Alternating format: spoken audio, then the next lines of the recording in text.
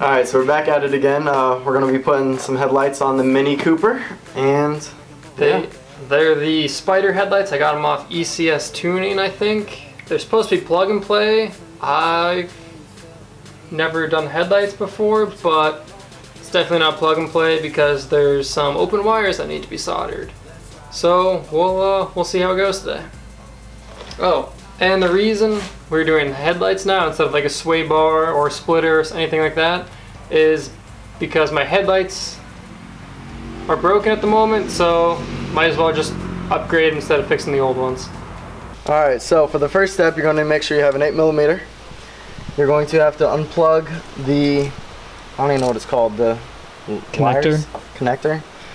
Alright, so there's a clip in the back. You're going to push it in and pull it out, untwine it, whatever. And then there's 3 bolts that keep the housing on to the actual car, and you're just going to take it out and then the bolts come out.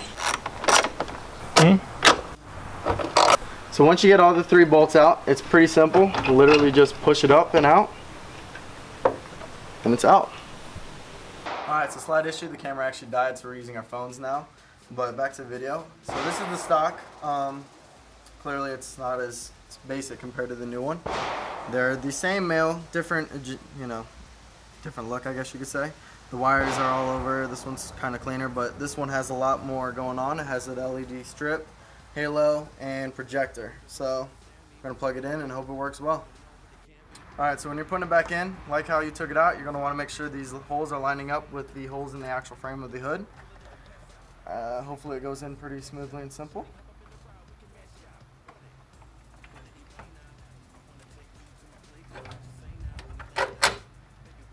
And there you go, it's in. Now you just got bolted in. Alright, so last step is we're going to tighten the nuts onto the bolts here and plug it in and hope it works.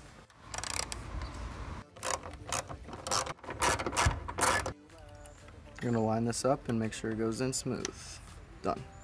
Alright, so when we took the last headlight out, we ended up running into a small problem.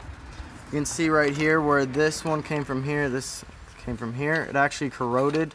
So we're going to have to take some vice grips and hold it down and get that out right quick, and we can proceed to take on the new housing.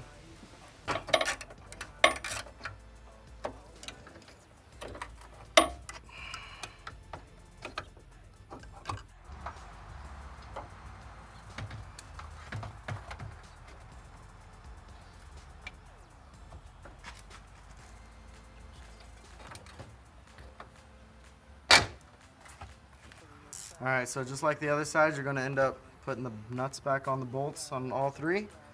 Plug in, and we're going to run it and make sure it all is going smooth.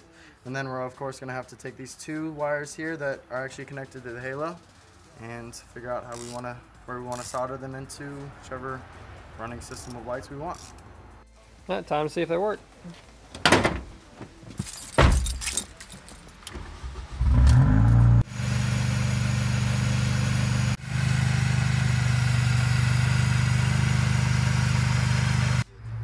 Alright, so the next step we're going to do is splice the halo into the LEDs that are in the headlights. It came with some extra wires so you can put it in the fog lights down on the front bumper, and that way you can control them with the switches that are in the cabin. But I don't have the switches, so I'm just going to splice them straight into the LED strip on the side of the headlight. Alright, so the red is the power and the black is the ground, and that would be for the halo. And then for the LED strip, the green is power and the black is the ground. So you don't want the wires to be taut, so I'm going to leave some slack here. And then I'm going to measure it down, take some dikes and cut it. And then we have some fancy little connectors here. So it's as easy as just plugging it in, putting the existing wire in there, and then once you get them all plugged in, you're going to push this metal piece down and then close it up. And then that is the power connected. We're going to do the same thing for the ground. And that's it. We've spliced them all together. This should work now. We'll see.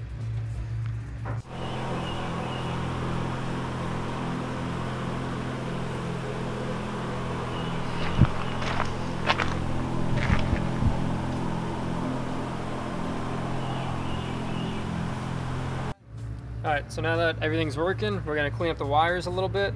Got some small little zip ties. Gonna clump everything together. Gonna try and move this harness out of the way, keep from hanging too low. So I'm just gonna attach it to one of the lines on the hood.